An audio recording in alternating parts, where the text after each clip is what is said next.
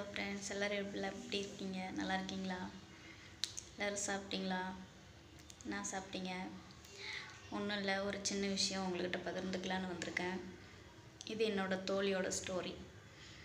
என்னன்னா, single mother.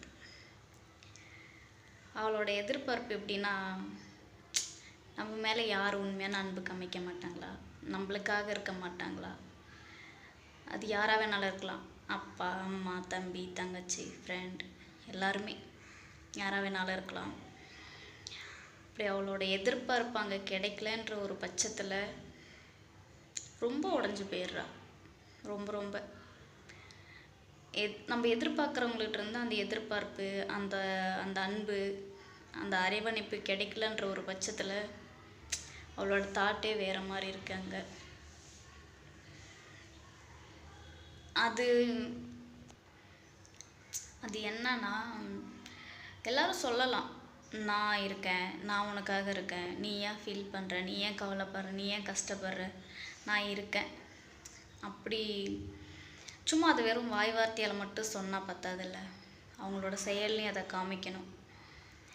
அதை காமிக்க மறந்துடுறாங்க, தவிர்த்துடுறாங்க. சும்மா வெறும் வாய் வார்த்தைக்காக மட்டும் நான் இருக்கேன், நாங்கள் இருக்கோம், நாங்கள் பார்த்துக்குறோம் அப்படின்னு சொல்லி விட்டுறக்கூடாது. அவங்களுக்கு அந்த நம்பிக்கையை கொடுக்குறாங்கனாக்கா கடைசி வரைக்கும் அவங்க அதை பண்ணணும் இல்லையா?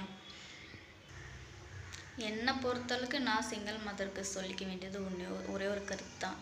என்னன்னா, எவ்வளோ கஷ்டம் வேணாலும் இருக்கட்டும், எவ்வளோ கவலைகள் இருக்கட்டும், அடுத்தவங்கக்கிட்ட அன்புக்காகவோ ஆதரவுக்காகவோ தேடி நின்றாதீங்க. அதோட இந்த உலகத்தில் வேறு பெரிய வழி வேறு எதுவும் இல்லை. கடைசி வரைக்கும் போராடுங்க, தனியாக நின்று போராடுங்க.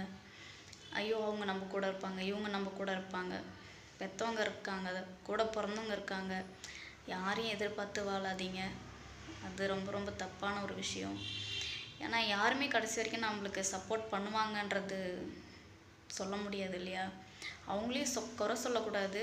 அவங்களோட சூழ்நிலை எப்படியோ தெரியாது. சிங்கிள் மதராக இருக்கிறவங்களுக்கு நான் இதை சொல்கிறேன், யாரையும் எதிர்பார்த்து வாழாதீங்க, யாரோட சப்போர்ட்லேயும் நிற்கணும்னு ஆசைப்படாதீங்க. உங்களோட தன்னம்பிக்கை, உங்களோட சொந்த முயற்சியில் நிற்க பழகிக்கங்க. யாரையும் எதிர்பார்க்காதீங்க.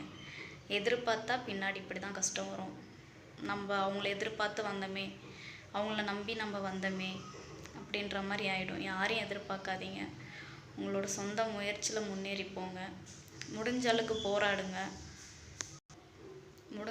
போராடுங்க, தப்பு கிடையாது. நான் யாருக்கிட்டேயும் எதுக்காகவும் போய் நின்றாதீங்க, சரிங்களா? இதை நான் பார்த்த ஒரு விஷயம். யாராக வேணாலும் இருக்கட்டும், யாரையும் குறை சொல்ல போக வேண்டாம். யாராக வேணாலும் இருக்கட்டும், யாரையும் எதிர்பார்க்க வேண்டாம். யாரையும் எதிர்பார்த்து வாழ்கிற வாழ்க்கை தேவை கிடையாது. உங்களோட கை உங்களுக்கு உதவி, சரிங்களா? அதை நம்பி முன்னேறி போங்க. யாரோட நம்பிக்கையும் பிடிச்சின்னு போயிடாதீங்க. இதை நான் எதுக்காக பேச வந்தேன்னா, அங்கே நிறைய பேர் அப்படி தான் இருக்காங்க. நிறைய பேர் கஷ்டப்படுறாங்க. எனக்குன்னு சப்போர்ட் பண்ண யாரும் இல்லை, எனக்குன்னு யாரும் துணையாக நிற்கலை அப்படின்றதுனால அதுக்காக நான் சொல்கிறேன், யாரையும் எதிர்பார்க்காதீங்க. முடிஞ்ச அளவுக்கு போராடுங்க. யாரை எதிர்பார்த்தாலும் ஒரு சில சமயத்தில் சப்போர்ட்டாக இருப்பாங்க, ஒரு சில சமயத்தில் அவங்க லைஃப்பை பார்க்குறதே பெரும்பாடாக இருக்கும்.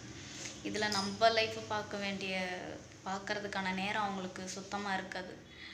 அதுக்கு தான் சொல்கிறேன், முடிஞ்ச அளவுக்கு தனியாக நின்று போராட கற்றுக்கங்க. அது லாபமாக இருக்கட்டும், நஷ்டமாக இருக்கட்டும், பார்த்துக்கலாம். எது வந்தாலும் பார்த்துக்கலாம். தனியாக நின்று போராடுங்க. அடுத்தவங்களோட லைஃப்பை நம்ம வாழணும்னு ஆசைப்படக்கூடாது. அது ரொம்ப ரொம்ப தப்பு. அடுத்தவங்களுக்கான டைமும் நாம் எடுத்துக்கக்கூடாது. அதுதான் ரொம்ப மெயினு.